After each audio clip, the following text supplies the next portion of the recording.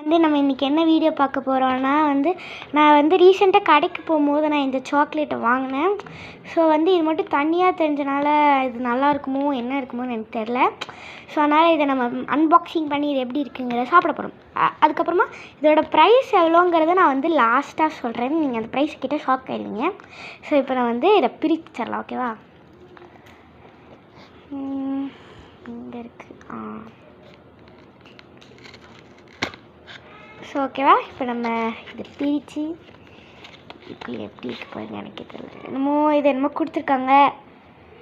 என்னமோ எதாவது ஒன்றுன்னு தெரியல. ஸ்கேன் மீ அப்படின்னு என்னமோ கொடுக்கு. அப்புறமா ஸோ இதுதான் நம்ம ஐட்டமே. பாருங்கள் எவ்வளோ அழகாக இருக்குன்ட்டு. ஸோ இந்த ஐட்டத்தை நம்ம பிரிச்சுருவோம். ஸோ இதை எப்படி பிரிக்கிறதுன்னு எனக்கும் தெரியல. பார்க்கறதுக்கு ரொம்ப டிஃப்ரெண்ட்டாக இருக்குது. ஓகே, எப்படியோ பிரிச்சாச்சு ஒரு வழியா. இப்படிதான். ஓகே, அழகா நல்லா பேக் பண்ணியிருக்காங்க. ஒட்டனை கட்டி டார்க் சாக்லேட் மாதிரி இருக்குது கைஸ். ஐயோ நல்ல பிஞ்சில் இருக்குது. பரவாயில்ல. நம்ம இதை ஓகே ஃபஸ்ட்டு குட்டியாக எடுத்து டேஸ்ட் பண்ணி பார்ப்போம். அசல் டார்க் சாக்லேட் மாதிரி தான் இருக்கும். ஆனால் நட்ஸ் நிறையா போட்டிருக்காங்க.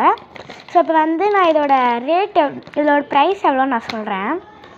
ஸோ இதோட ப்ரைஸ் பார்த்தீங்கன்னா 250. ஓகேவா கைஸ்? 250.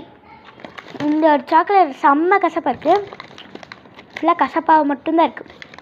டார்க் சாக்லேட் கூட பரவாயில்ல, செம்ம கசப்பாக இருக்குது. இது 250க்கு ஒர்த்தா இல்லையான்னு எனக்கும் தெரியல. ஆனால் ஒர்த்து கிடையாது தான் நான் சொல்லுவேன்.